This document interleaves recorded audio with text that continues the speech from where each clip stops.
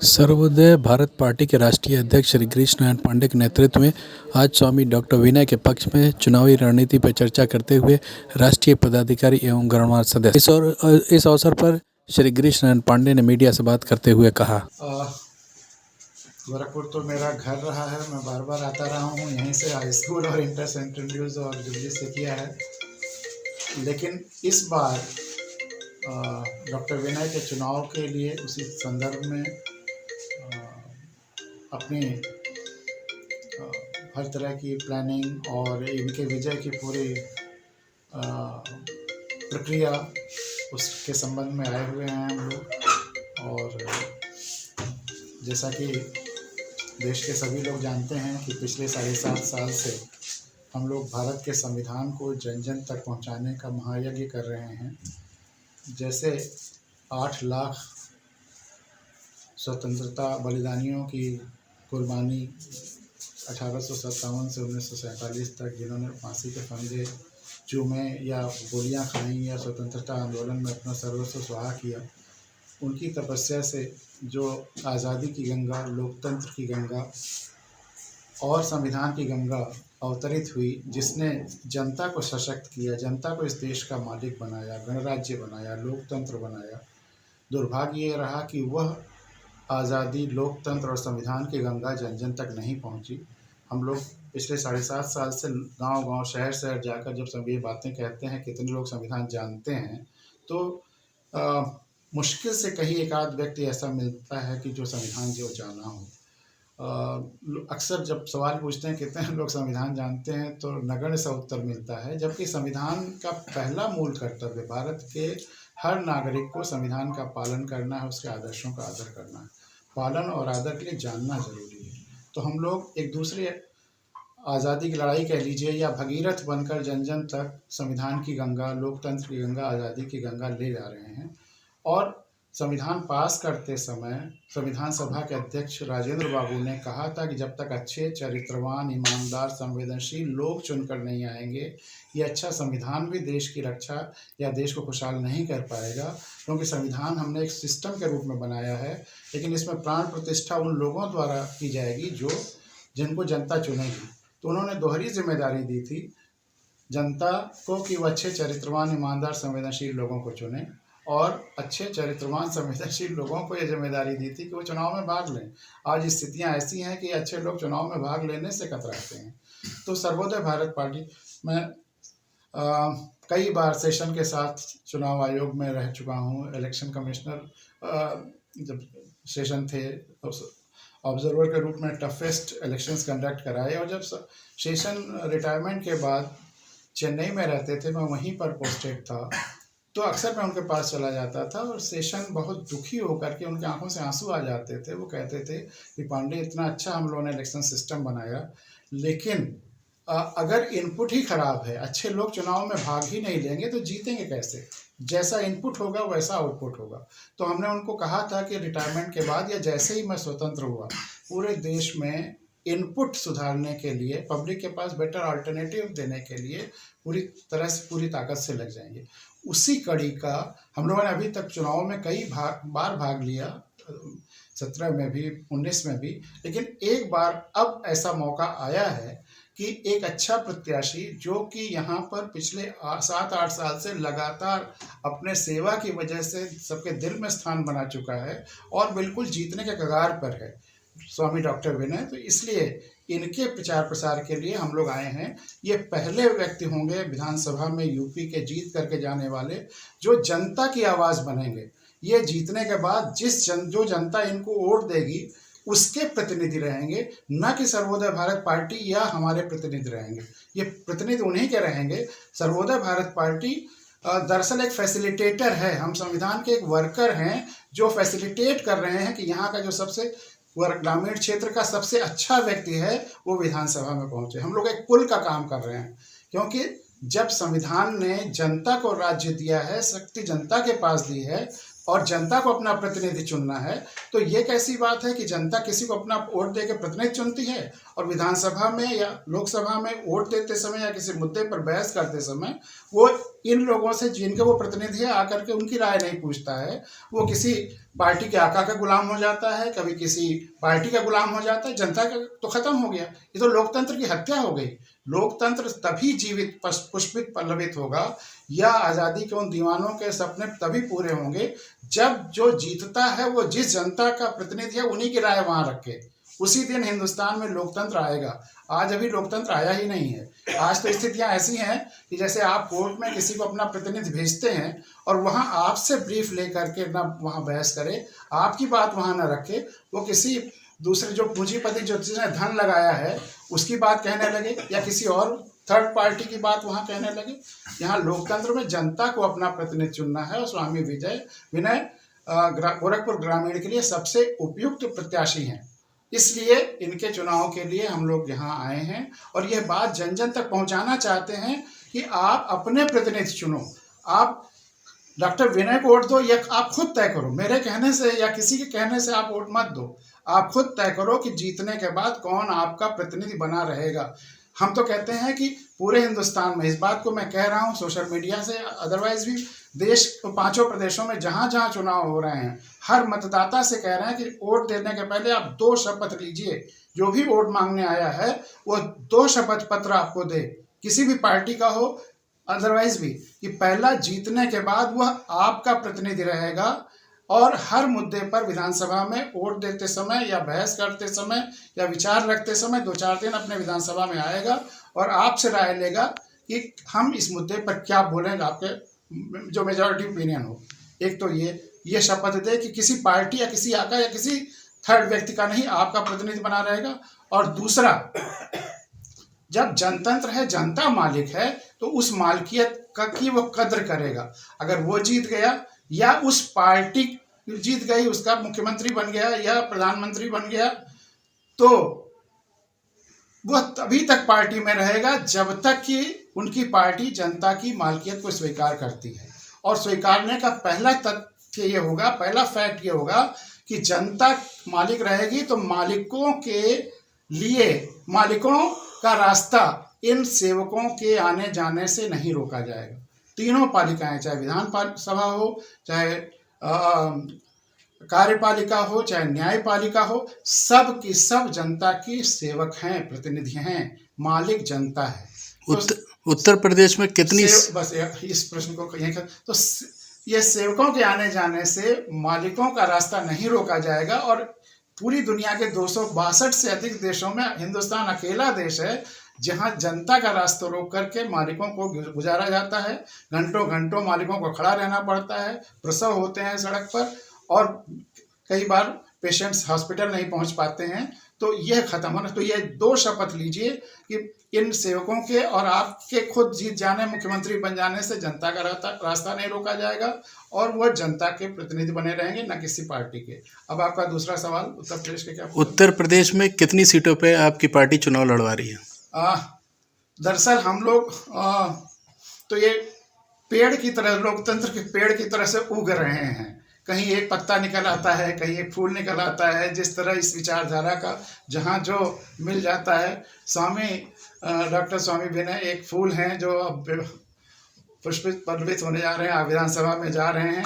इसके अलावा एक प्रतापगढ़ से हैं और एक शायद आज या फिर कल उन्होंने नॉमिनेशन फूलपुर संसदीय विधानसभा क्षेत्र आजमगढ़। बस 3 प्रत्याशी रहेंगे बस पत्रौलिया।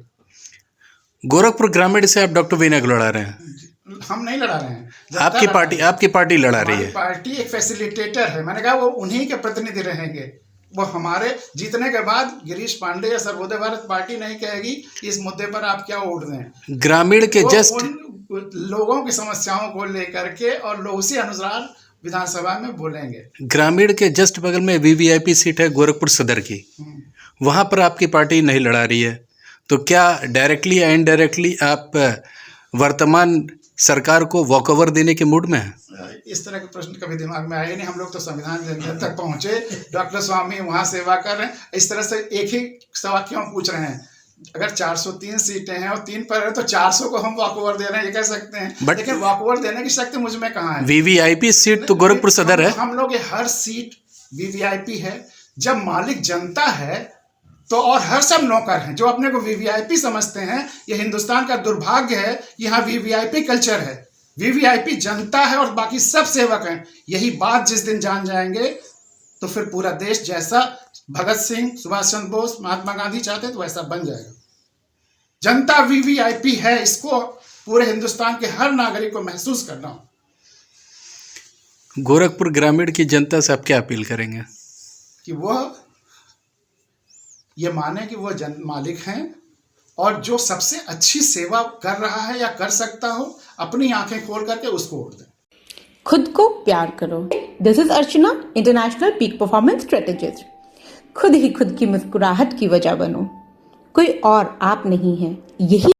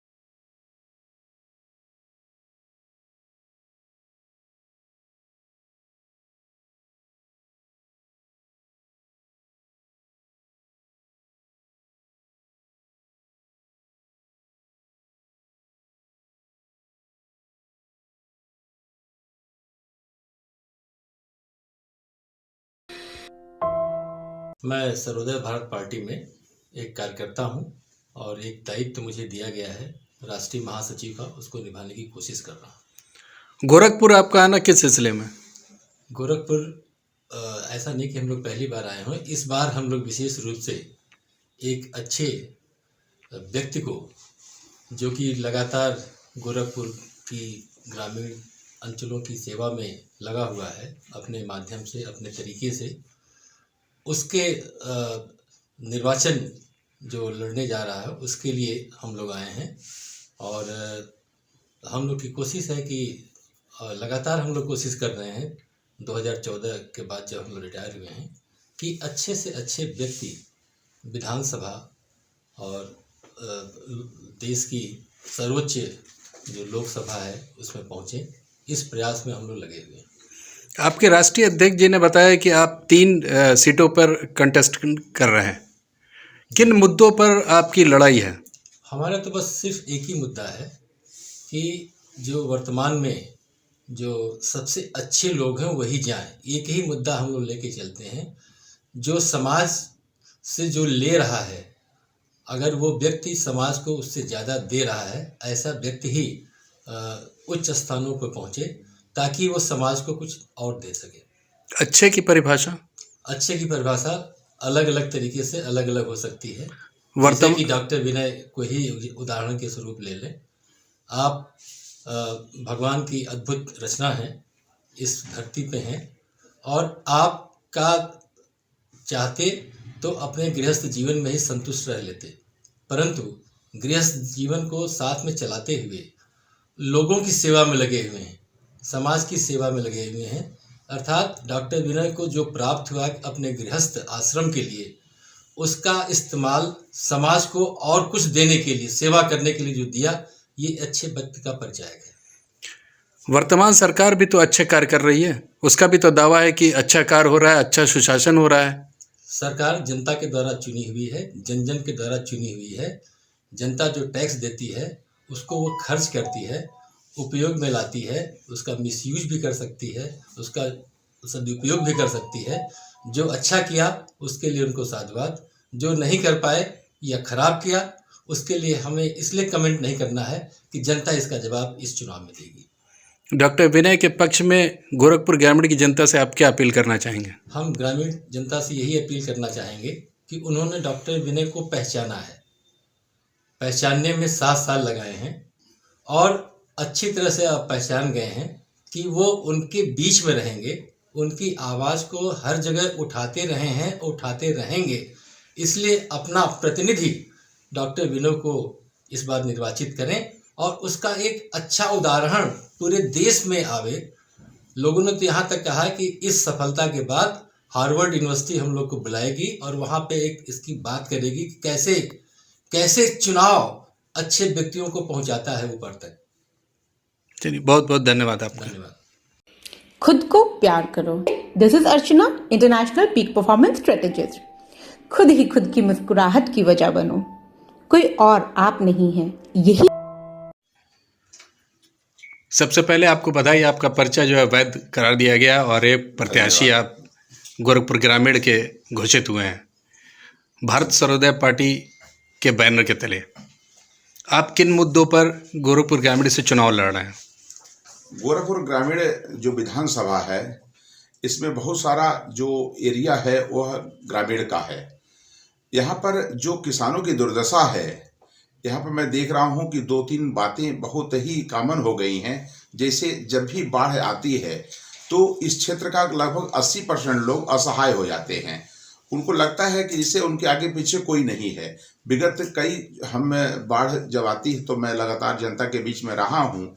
जनता इस समय उस समय किंग कर्तव्य विमूढ़ की स्थिति में आ जाती है, एकदम असहाय हो जाती है। जिससे इसी साल आप देख लें कि जब आप बाढ़ आई है तो रुस्तम वो ढाले से अगर आप शुरू करें और उधर गहिरा तक चलें, फिर इधर महावीर छपरा तक चलें, फिर इधर चेरिया तक चलें, तो लगभग 70 से 80 गांव तो सीधे डूबे रहते हैं। और कुछ ऐसे गांव हैं जहां पर जनता को बचाया जा सकता है, लेकिन उस समय ऐसा लगता है कि यह क्षेत्र बिल्कुल जनप्रतिनिधि विहीन हो गई है। इसका हम लोगों ने जो सोचा, जो हमारी पार्टी और हमारे लोगों ने सोचा, तो वही बात सामने आई कि जब तक संवेदनशील लोग चुन के नहीं आएंगे तो ये अच्छा संविधान भी देश का भला नहीं कर पाएगा।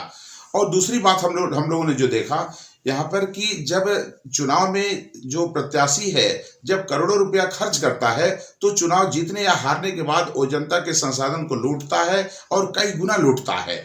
तो हमने देखा कि जैसे हमारे कई सारे लोग यहाँ पर लगातार हमारे संपर्क में रहे कि जब बाढ़ आती थी तो एक डंपर माटी गिरता था और लोग बताते थे कि 50-50 की काउंटिंग होती थी। और उसके बाद बंधा आज तक आप चले जाए तो 3-4 साल से मैं देख रहा हूँ लगातार बाढ़ आ रही है, जा रही है और बंधे की स्थिति जस की तस है। तो यहाँ पर जो बाढ़ग्रस्त एरिया है, बाढ़ की समस्या है, उसे विशेष रूप से ध्यान में रख रहा हूँ। और दूसरी चीज जो आपने बताया कि टेक्नोलॉजी की बात आप कर रहे थे, तो आज आप गांव में चले जाओ तो झुंड के झुंड जो गौवंश है, तमाम सारे जानवर किसानों की फसल को बर्बाद कर दे रहे हैं। अभी मैं लगातार जा रहा हूँ, रात रात तक हमारा किसान जो भगवान का रूप है वह जाग रहा है, उसका कोई माँ बाप नहीं है। तो उसके लिए हम लोगों ने जो टेक्नोलॉजी डेवलप किया है, अगर उस टेक्नोलॉजी को हम चाहते हैं कि अगर हम विधानसभा में पहुंचते हैं तो उस टेक्नोलॉजी को भी हम लागू कराने की बात करेंगे। क्योंकि वह जब टेक्नोलॉजी लागू हो जाएगा तो हमारा जो गौवंश लावारिस की स्थिति में पड़ा हुआ है वह दामाद की तरह उसको लोग इज्जत देंगे और उससे पूरी तरह बेरोजगारी दूर हो जाएगी। हमारे पर्यावरण की भी रक्षा हो जाएगी। जैसा कि मैंने आपसे पहले भी बताया था कि जब हम गोबर, घी और चावल को मिलाते हैं तो ऐसा गैस निकलता है जो पर्यावरण की पूर्ण रूप से रक्षा कर सकता है। तो हम पर्यावरण की भी रक्षा कर लेंगे। हम जैविक की बात करते हैं। मैं गोरखपुर में पहले भी मांग किया था कि गोरखपुर में जो केमिकल का कारखाना लगाया गया है, यूरिया का लगाया गया है, वह कीटोनी ग्रुप का कारखाना समाप्त करके यहाँ जैविक खाद का कारखाना लगाया जाए। इससे हमारे किसान भाइयों की इनकम भी बढ़ जाती और हमारा स्वास्थ्य भी अच्छा हो जाता। तो अगर हम पहुंचते हैं तो वहां पर हम निश्चित रूप से इस बात को उठाएंगे, जनता की बात को उठाएंगे, जनता के संसाधन कैसे बढ़े, जनता की जो है इनकम कैसे बढ़े और जनता इस सारी समस्याओं से निजात कैसे पाए। तो हम जनता में जो किसानों की बदहाली है, फसल के रूप में और ये बाढ़ के रूप में ये सारी समस्याओं को उठाएंगे। और इसके अलावा जो यहाँ बहुत बड़ी समस्या बेरोजगारी की है, यहाँ के लोग एकदम असहाय हैं कि हम पढ़ाई के बाद क्या करेंगे। तो उस स्थिति में हम जब बेरोजगारी की बात करते हैं तो वहाँ भी हमारी एक टेक्नोलॉजी काम करेगी और यहाँ पर हम उस टेक्नोलॉजी के द्वारा हम बेरोजगारी को दूर कर लेंगे। और अंतिम में जो हमारा प्रमुख मुद्दा है, जो हमारी पार्टी का मूल मुद्दा है कि जब हमारा हम हो या हमारे साथ कोई भी, मैं पहले भी कहता हूँ, मैं क्षेत्र में जाता हूँ और मैं कहता हूँ कि अगर किसी पार्टी का कोई प्रत्याशी हमसे ज़्यादा संवेदनशील है तो आप डॉक्टर विनय को चुनाव मत जिताइए, उसको जिताइए। क्योंकि सारी समस्याओं का जो है हमको लगता है निदान यही एक ही है, जब अच्छा चरित्रवान संवेदनशील व्यक्ति पहुंचेगा क्षेत्र में या विधानसभा में तो निश्चित रूप से वो जनता की समस्याओं को अपना समस्या समझेगा, जनता की वेदना को अपनी वेदना समझेगा। और इसी सिद्धांत पर हम सभी काम कर रहे हैं। और आप देख रहे हैं हमारे राष्ट्रीय अध्यक्ष महोदय परम आदरणीय श्री गिरीश नारायण पांडे जी और राष्ट्रीय महासचिव आदरणीय डॉक्टर श्री पीके सिंह साहब, और यहाँ पर बहुत सारे देखिए लोग आए हुए हैं हमारे समर्थन में और आत्मबल बढ़ा रहे हैं। और मुझे भी लग रहा है कि अब मैं अकेला नहीं हूँ, पूरा समाज मेरे साथ चल रहा है और इसी सारे मुद्दों के लिए मैं यहाँ पर चुनाव लड़ रहा हूँ। आपने गोरक्षा की बात की, वर्तमान सरकार भी गोरक्षा के लिए मानी जाती है और उन्होंने बहुत सा काम किया। आप अपने आप को इससे कैसे अलग समझ रहे हैं? जो वर्तमान सरकार है और जो मेरी सोच है, मैं वर्तमान सरकार से इस मुद्दे पर बात करता हूँ। वर्तमान सरकार एक गौशाला खोलने की बात करती है। एक आप ही बताइए कि अगर किसी बाउंड्री में कोई गौशाला की बाउंड्री होती है, उस बाउंड्री में एक लिमिटेड जानवर रह सकते हैं, लेकिन जो मेरी सोच है, मेरा सोच है, उसके हिसाब से हमारी जब टेक्नोलॉजी डेवलप हो जाएगी तो हर किसान गौवंश को रखेगा। तो जब हर किसान गौवंश को रखेगा तो हम उसको अनलिमिटेड गौवंश अपने घरों में रख सकते हैं और हमारी दुर्दशा नहीं होने पाएगी। इनकी जो सोच है वह एक बाड़े के अंदर की सोच है। आप जाकर देख लीजिए, मैं तो जाकर एनालिसिस कर दिया हूँ। अभी हमको ऑफर भी आया था यहाँ पर जो है कान्हा उपवन का डायरेक्टर बनाने के लिए। मैंने देखा हो कि उस कंडीशन में, इस व्यवस्था में कितना हमारे गौवंश की दुर्दशा है। और हमारी जो सोच है उसमें आप देख लीजिए, जो भी हमारी सोच को लेकर के रखे हैं जानवर को, वह कितना अच्छे कंडीशन में रखे हुए हैं। तो इनकी जो सेवा है और हमारी जो सोच है, दोनों में यही फर्क है। आप अपने क्षेत्र की जनता से क्या अपील करेंगे? हम अपने क्षेत्र की जनता से यही अपील करेंगे कि आप इस चुनाव में आप आंखें खोल करके देखिए कि कौन अच्छा व्यक्ति है, कौन संवेदनशील व्यक्ति है। आप उसे जिताएं जिससे आपकी हर समस्याओं का समाधान हो सके। क्योंकि आप जब भी देखेंगे तो कोई भी समस्या है किसान की या जनता की, तो वह एक ही कारण से है कि उसका जो प्रत्याशी है, उसका जो जनप्रतिनिधि है, वो संवेदनशील नहीं है। इसी कारण सारी समस्याओं का मेरे समझ से मेन कारण यही है। मैं जनता से अपील करूंगा कि आप अपने क्षेत्र में उस व्यक्ति को जिताएं कि जो अति संवेदनशील हो। और उनको लगता है कि डॉक्टर विनय सारे प्रत्याशियों में सबसे ज़्यादा संवेदनशील है, तो हमें जिताए और एक अच्छा समाज बनाने का जो शहीदों के सपने थे, उस सपनों को पूरा करने में अपना सहयोग दें। बहुत बहुत धन्यवाद।